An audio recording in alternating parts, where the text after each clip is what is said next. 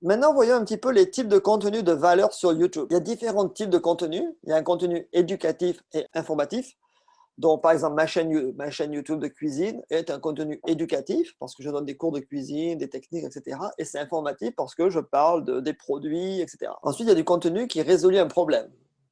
Donc ça, c'est des chaînes qui vont dire how to do this, how to do that, comment faire ci, comment faire ça. La plupart des recherches sur YouTube démarrent by how to do this, how to do that.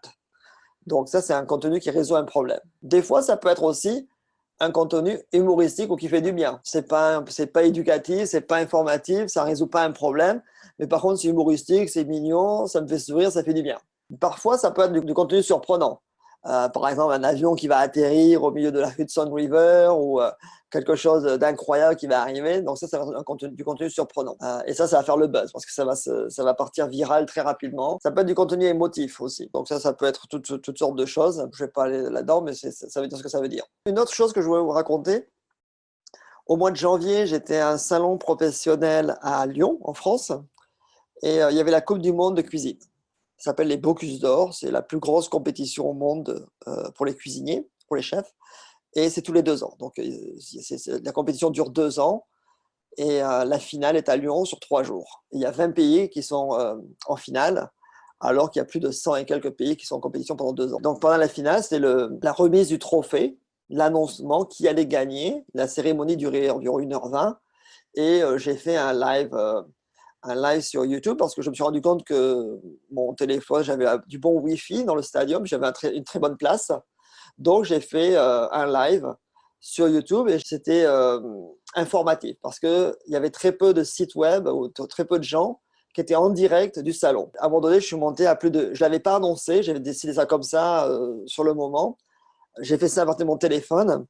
Et très rapidement, j'avais environ 800 personnes qui regardaient mon live sur YouTube. Donc 800 personnes qui sont restées plus d'1 heure sur YouTube, live. Et les gens venaient du monde entier, absolument du monde entier. Et par contre, ce qui était intéressant aussi, c'est que j'ai eu un pic de views et de minutes watch, parce que ça, le temps de vue est très important.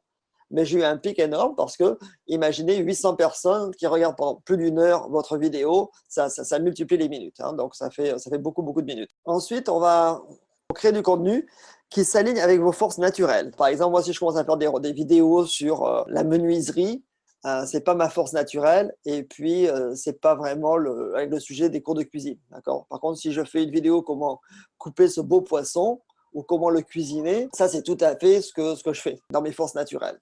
Donc c'est en ligne avec mon travail ou ma passion. Parce qu'en fait c'est ça aussi. YouTube, c'est souvent aussi une passion. Il faut avoir une passion pour partager quelque chose et emmener quelque chose à la communauté. Et ça aide beaucoup. En résumé, pour un contenu efficace sur YouTube, il faut identifier et connaître ses utilisateurs. Il faut créer du contenu de valeur aux yeux de ses utilisateurs et des annonceurs. Ça, c'est très important. Il faut que le contenu ait de la valeur aux yeux des utilisateurs, comme ça ils viennent vous voir, et des annonceurs, comme ça ils viennent poster des publicités.